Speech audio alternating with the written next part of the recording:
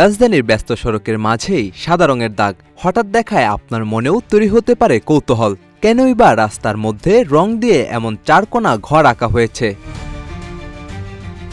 রাজধানীর যানজট নিরসন ও ফুটপাত পথচারীদের জন্য উন্মুক্ত রাখতে সম্প্রতি উচ্ছেদ অভিযান শুরু করেছিল সরকার। তবে খুব দ্রুতই সেই অবস্থান থেকে কিছুটা সরে এসে চালু করা হয় হকার কার্ড ব্যবস্থা। তাই রাজধানীর গুলিস্তান সহ বিভিন্ন এলাকার ফুটপাতে সাদা কালি দিয়ে এভাবেই নির্ধারণ করে দেওয়া হচ্ছে নির্দিষ্ট স্থান যেখানে বসতে পারবেন হকাররা। জীবন অবাক না করলে কে করবে? 28% মিল্ক ফ্যাটের অবাক করার সাথে ফ্রেশ মিল্ক পাউডার। জীবন অবাক করুক প্রতিদিন। তবে এখন বড় প্রশ্ন, এই হকার কার্ড ও নির্ধারিত স্থান ব্যবস্থা কতটা সুফল বয়ে আনবে ক্ষুদ্র ব্যবসায়ী ও ফুটপাত নির্ভর হকারদের জন্য? আদৌ কি তাদের জীবনের স্থায়ী কোনো পরিবর্তন আসবে, নাকি এটি সাময়িক উদ্যোগ হিসেবেই থেকে যাবে? এমন প্রশ্ন ঘুরপাক খাচ্ছে সাধারণ মানুষ ও ব্যবসায়ীদের মনে। 2-4 লক্ষর অধিক হকার আছে, ঠিক আছে। তো ওই বিধায় এই 2-4 লক্ষ মানুষে কিভাবে কর্মস্থান তৈরি করে দিবে? যার প্রত্যেকটা নাগরিকের অধিকার আছে যে হকারদের নিজস্ব কর্মস্থান তৈরি করা সরকারের একটা দায়িত্ব।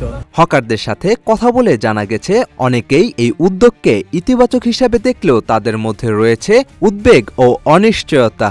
কেউ কেউ বলছেন, সরকার আসে সরকার যায়, কিন্তু আমাদের ভাগ্য আর বদলায় না। সেই যে সরকারি হোক ফায়দা তারাই নেই।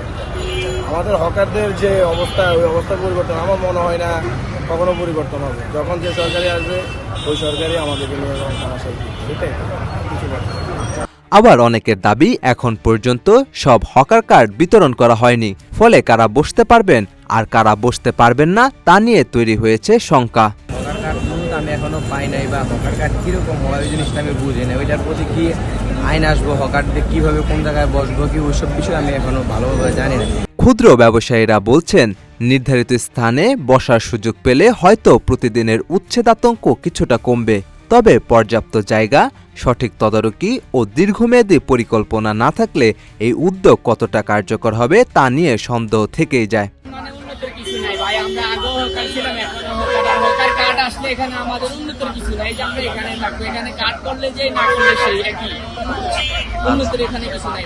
এখন দেখার বিষয়, সরকারের এই নতুন ব্যবস্থা কি সত্যি ফুটপাত ব্যবস্থাপনায় শৃঙ্খলা আনতে পারবে কিনা, নাকি সময়ের সঙ্গে সঙ্গে এটি আগের মতোই অনিয়ম ও দখলের চক্রে হারিয়ে যাবে?